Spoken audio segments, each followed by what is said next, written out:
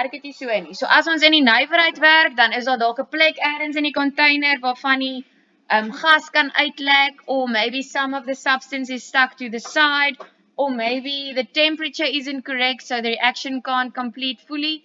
So in realiteit werk ons nou met 'n 100% opbrengs. So ons sê alles werk perfek, so ek weet hoeveel gram ek gaan kry.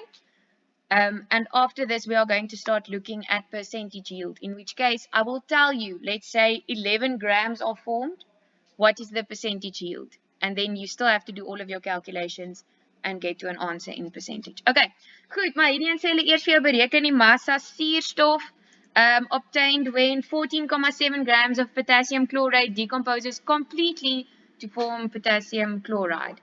En het hulle vir julle die vergelyking gegee? Nee, hulle het nie. Okay, so the balanced, oh here it is. The balanced chemical equation looks like this. En ek sou eers daar begin het. Normally we start with the balancing of the equation. Don't start with the wild calculations that they started with. Goed, wat gee hulle vir ons? Hulle gee vir ons massa van die reactant, and we have to calculate mass of oxygen, which is one of our products.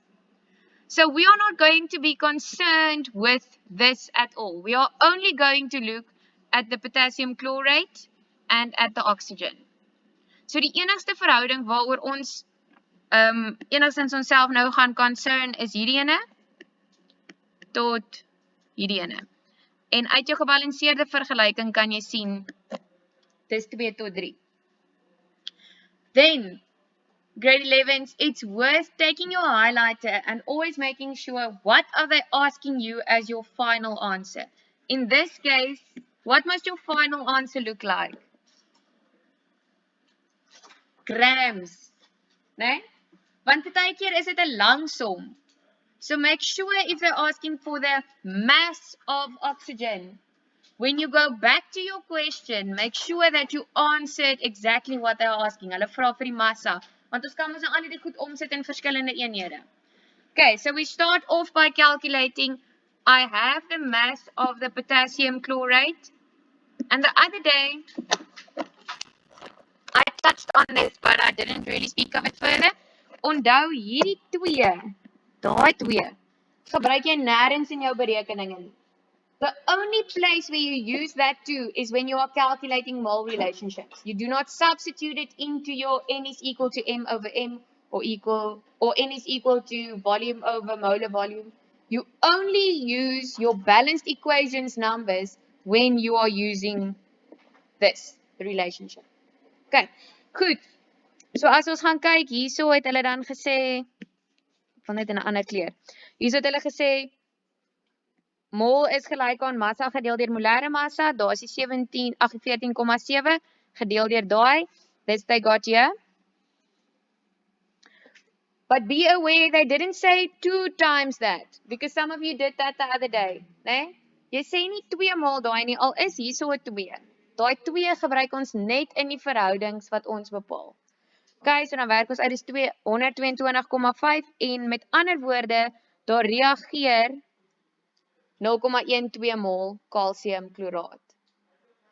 Now we say, okay, if 0,12 mole of that reacted, how much mole of this one will form? So you can say it's 2x is equal to 0,36. Onthou hoe kry ek dit? Ek maal so. And then I get the amount of moles formed is 0,18 mole. En dis wat hulle hier gedoen het. Is dit wat hulle vir my vra? They asked for mass. But if you have mole, then it's easy to put it back into mass. Remember, you're not going to use this 3 again. Jy gaan nie nou weer daai 3 gebruik wat voor die suurstof is nie. Jy gaan nou net sê, massa is gelyk aan mol maal met molêre massa. So hierdie is 0,18 en die molêre massa van suurstof, omdat dit diatomies is 32.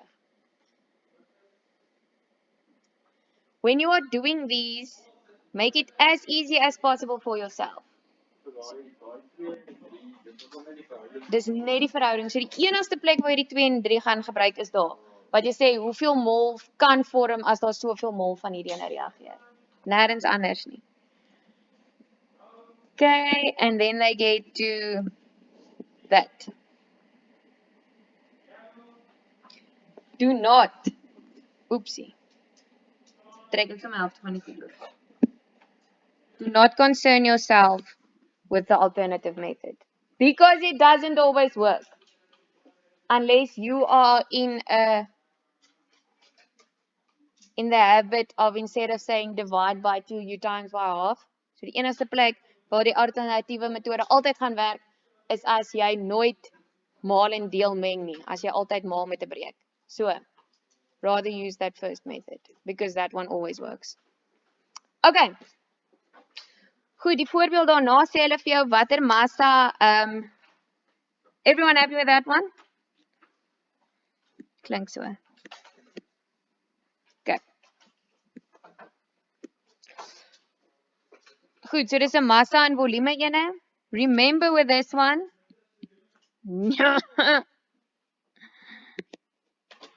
Gaan terug, nie vorentoe nie. Hoe laat ek hom teruggaan? Hy gaan net aan.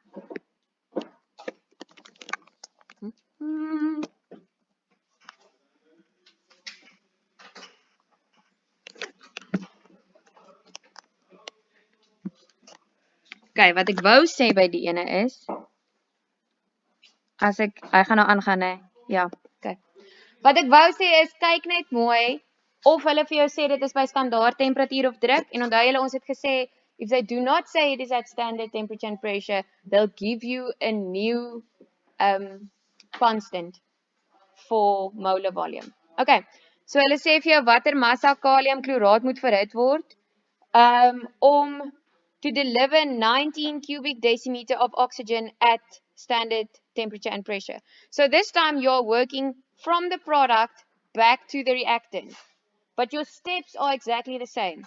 Jy gaan en sê ek soek 90 kubieke decimeter. In other words, I need 4,02 mol of oxygen.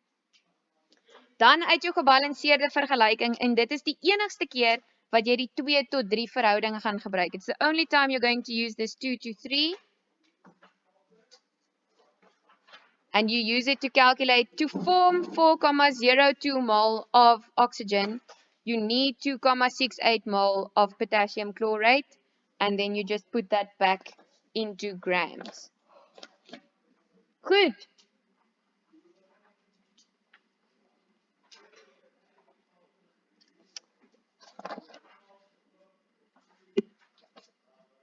Geen alternatiewe metode. Which brings us to this at the top of page 203.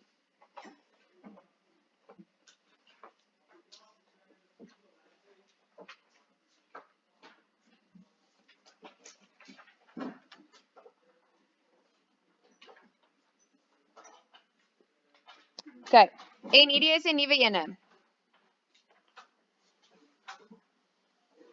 It might happen that they give you another pressure and another temperature. So onthou, wanneer enige gasreaksies gebeur by standaard temperatuur en druk, dan gebruik ons die molêre volume as 22,4. Okay. Sometimes they give you a new constant. This one we use in case of where they give you the temperature and where they give you the pressure, and you have to do your calculations. R is a constante. That capital letter R is a constant. It is 8,31. Okay. So they'll give you the new pressure. Volume you can calculate. Ek dink jy daai is reg nie. Kom sal hy in meter wees? Is hy in meter? I'm just going to check that. And then they might ask you to calculate the temperature. But I'll come back to this one next time because we don't really use it a lot. Ek wil uitkom by die ene. Beperkende reagense. So top of page 204. Okay. The best example that you guys have seen of this is when I burn magnesium. So do you guys remember what it looks like when we burn magnesium in oxygen? Julle het dit in graad 9 gedoen. Gaan ons iets aan die brand steek vir Carly vandag?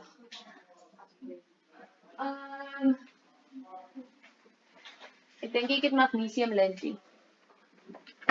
Nee, ek het nie. But do you guys remember it makes like this very bright white flame? Dit maak my se oë amper seer. Dit lyk soos wanneer mens wow. Okay, so in grade 9 you guys did magnesium burns in oxygen. It's a combustion reaction, 'n verbranding reaksie en dan vorm dit magnesiumoksied. Kom ek gaan hier uit want hy gaan nou heeltyd aan gaan en my irriteer.